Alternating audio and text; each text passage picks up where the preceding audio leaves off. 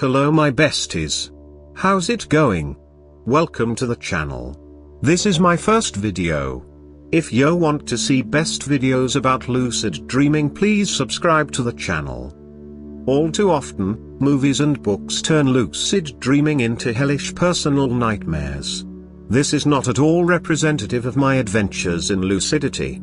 Today I explain 5 myths about lucid dreaming. Don't forget to like, comment and subscribe to the channel. Stay with us until the end. Let's face it, there are some pretty crazy myths about lucid dreaming. That's partly because it's a strange concept to grasp if you have never had a lucid dream before. I've seen plenty of people spread misinformation and half-truths around the internet without even realizing what they're really saying. And it's partly because famous books and movies about lucid dreaming tend to twist the truth to make their plot more dramatic. Sure, I appreciate poetic license. But it's a devil of a job to set the record straight when thousands of newcomers to the world of lucid dreaming have all these myths in mind. Lucid dreaming myths in movies. All too often, fictional movie storylines turn the notion of waking up in dreamland into hellish personal nightmares. The dreamer becomes crippled, trapped in their own unconscious, and plagued by sinister figures out to harm them. This is not at all representative of my adventures in lucidity. Most of my lucid dreams are surreal, euphoric, or inspiring works of inner creativity. When I realize I'm dreaming, it's the best. No bogeymen here, thanks. Myth number 1. You can get stuck in lucid dream limbo. Of course I love the movie Inception, but its unfortunate legacy is the myth of dream limbo. The idea that you can become stuck in a deserted lucid dreamland for what literally feels like decades. If I want to wake up, I simply squeeze my eyes tightly shut, then open them again while shouting "wake up." When I first started lucid dreaming, this worked like a charm to help me escape from nightmares. I rarely use it nowadays, even during nightmares, because I prefer to confront the nightmare figure if at all possible and reconcile the underlying issue. I have been stuck in non-lucid nightmares. I'm sure everyone can relate to this. But let me explain the difference. In a non-lucid, non-conscious dream or nightmare, you don't know you're dreaming. Therefore, you have no capacity of knowledge to wake yourself up. In short, if dream limbo did exist, lucid dreaming would be the only way to escape. By contrast, in lucid dreams, you have every awareness that you are dreaming. You have control of your dream body and, to some degree, control of your sleeping body in bed. You can cause your real eyes to open and your real breathing to speed up just by elaborating these actions in your dream. Myth number 2. If you die in a lucid dream, you die in real life. In Wes Craven's classic horror flick, A Nightmare on Elm Street, a pedophile named Freddy Krueger haunts the dreams of teenagers. Worse, when he attacks them in their dreams, they die in real life. If such a myth were true, I wouldn't be here to write this. I've died many times in lucid and non-lucid dreams. The other night I was stabbed to death in the stomach and passed through this wonderful red-black dream realm in which I felt totally free before emerging into the first-person perspective of my son. I got to exist as a 2-year-old for the rest of the dream. Some people say they simply wake up when they die in a dream, and that's usually because they've been murdered or have died in some adrenaline-surging dream scenario. As a lucid dreamer, I have trained myself to remain calm in my dreams whenever I have the conscious clarity to do so. And that means if someone kills me, I tend to become instantly lucid and hold on to the dream thread. Typically, I'll pass through some sort of multicolored portal or realm and emerge as another being. After dying, I have woken up as an alien on a surgical table, with the recollection that my human life was just a long dream as part of an epic alien life cycle. I have woken up as other human beings. And I have woken up as myself in a different time, like a flashback, or however else my unconscious wants me to perceive this dream plot twist. I say woken up because, for me, The transition between dying and being reborn in a lucid dream is usually a sense of going from dark to light. I suspect this is reflected by my unconscious cultural interpretation about what happens when you die. I don't believe in the afterlife, but the movies tell me so. Also, consider the dark to light nature of the hypnagogic state that pervades the interdream borderland state. Myth number 3. Lucid dreaming is a new age fad. The charming and innocent movie, The Good Night, tackles lucid dreaming head-on, only to represent the aeronaut community as hairy hippies, holding hands and crying on each other's shoulders for emotional support. I personally can't relate to this stereotype, and as a lucid dreamer or would-be dreamer, I suspect neither can you. Unfortunately, this myth that lucid dreaming is an unscientific, wholly spiritual pursuit still persists in the general population. On explaining what I do for a living, a friend once said to me, "Lucid dreaming? Do you really believe in all that?"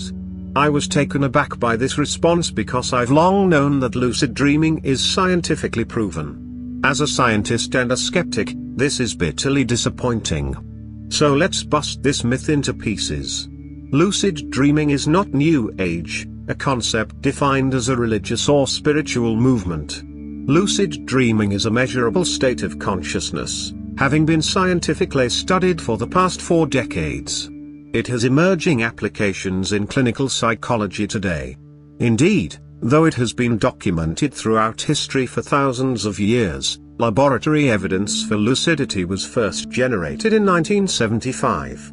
Dr. Keith Hearn measured the precise and predefined eye movements of his lucid dreaming experimental subject, Alan Wolseley.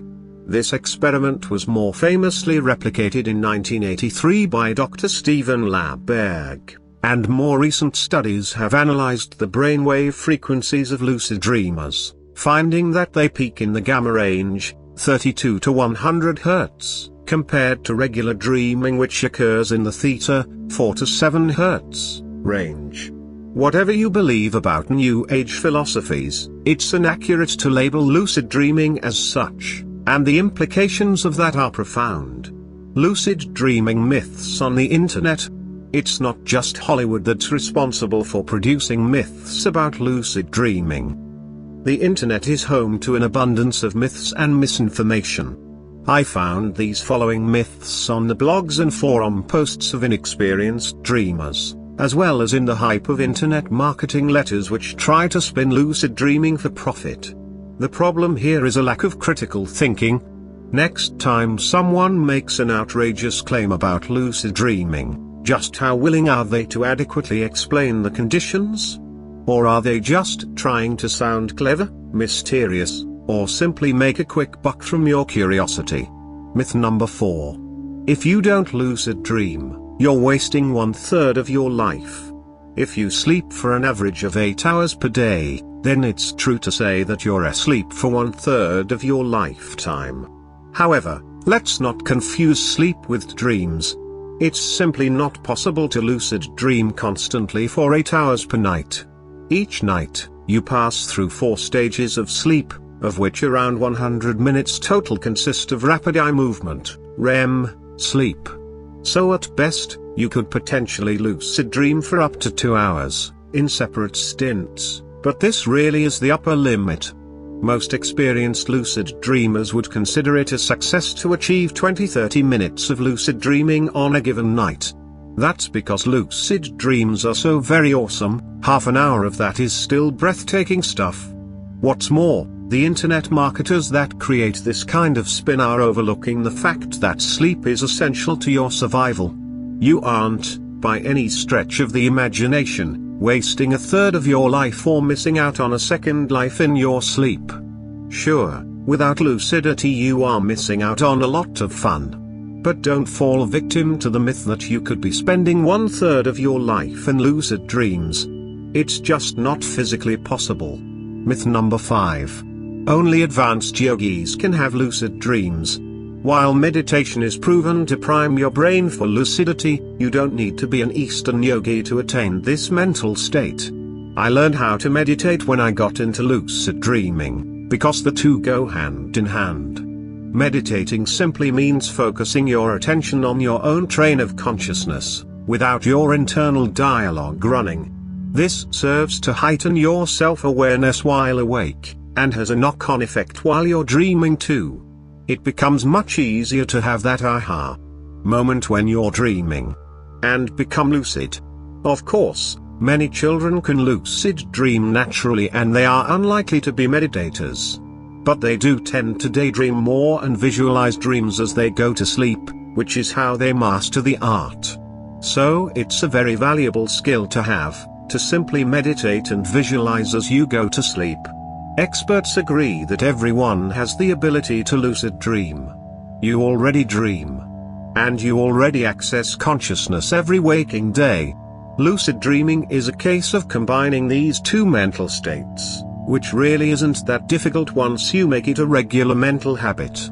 Don't believe the myth that lucid dreaming belongs to an elite club of people with special mental skills who are dedicated to years of training. It simply isn't true.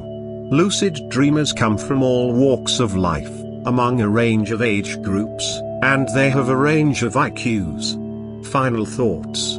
That's much more likely to happen if we don't perpetuate the mistaken beliefs that our dreams are out to get us, to trap us and harm us, or that the practice of lucidity is a mysterious spiritual fad or will simply land us in limbo. This is my first video. If you're looking for more beginner-friendly and simple ways to start lucid dreaming, I highly recommend that you subscribe to the channel. I have a lot of tutorials planned in the future for some more simple techniques, and a bunch of things related to lucid dreaming. So if you want to be informed about lucid dreaming, and be presented with information in a user-friendly way, then hit that subscribe button and show your support anyways. Thanks for watching your video and I will see you guys next time. Be creative.